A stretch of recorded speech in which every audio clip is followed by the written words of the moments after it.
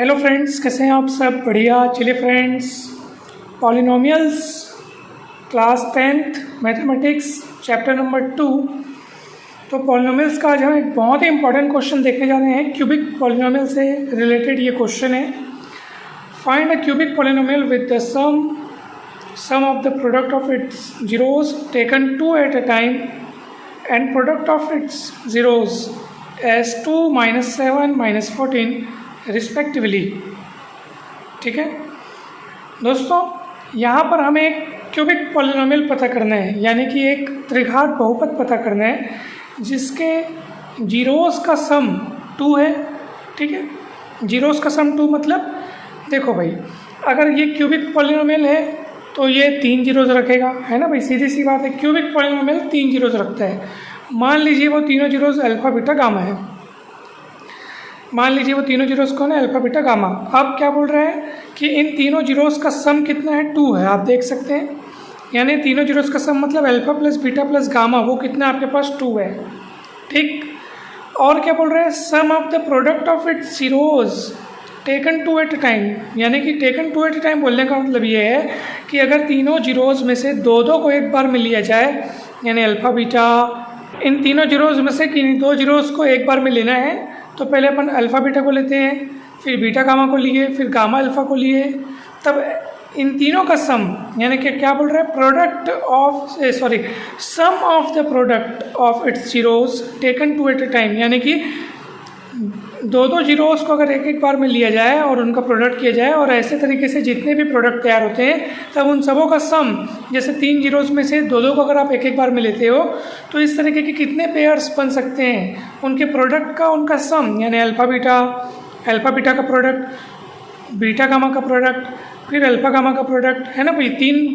तीनों में से हम दो को ले रहे हैं एक बार में, और फिर उन सभी के प्रोडक्ट्स का फिर उनका सम, और ये कितने हैं? -7। ये देखिए, और क्या बोल रहे हैं? And the product of its zeros, यानी कि तीनों का एक साथ गुणा, वो कितने? -14। ठीक है, तीनों का गुणा मतलब अल्फा बीटा गामा, वो कितने? -14। ठीक है दोस्तों, तो ये एक आंकड़ा हो गया, ये दूसरा और ये तीसरा। 3 अपने को डाटा दिए हुए हैं और अपने को उस पॉलिनोमियल को पता करना है। तो सीधा आप ये फॉर्मूला याद रखिएगा दोस्तों, if alpha beta and gamma are the zeros of a cubic polynomial f x, then fx is equals to k into x cube minus alpha plus beta plus gamma into x square, यानी तीनों zeros का sum plus alpha beta plus beta gamma plus gamma alpha, यानी तीनों zeros में से दो zeros को एक बार में लेने पर, उनके प्रोडक्ट करके फिर उनका सबका सम करने पर, यानी इस तरीके के जितने भी प्रोडक्ट्स तैयार हुए हैं उनका सब सम करने पर, ठीक है, जो कि अपन ने ऊपर में यहाँ पे लिखा है वो कितना है? -7। तो वो वैल्यू हम लोग यहाँ रखेंगे।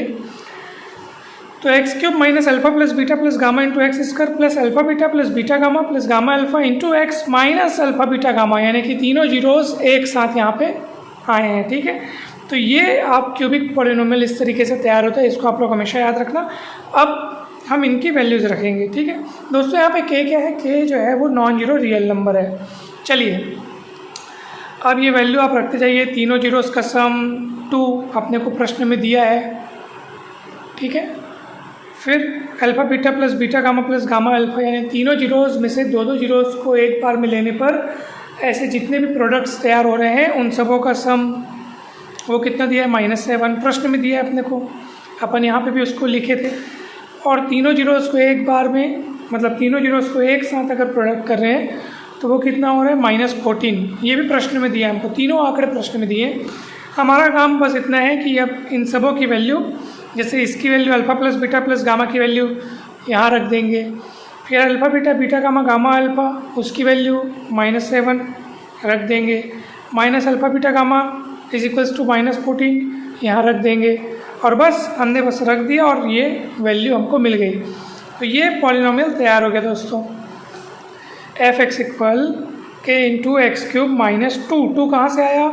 इस alpha plus beta plus gamma के स्थान पर हमने 2 रखा। ठीक है, फिर -7 कहाँ से आया? इस alpha beta plus beta gamma plus gamma alpha के स्थान पर हमने क्या रखा? -7 रखा। फिर ये 14 कहाँ से मिला? अल्फ़ा बीटा गामा की जगह हम लोग -14 रखें, माइनस पहले से करके माइनस प्लस 14 आपको यहाँ पे दिखाई दे रहा है। तो ये पॉलिनोमियल तैयार हो गया दोस्तों।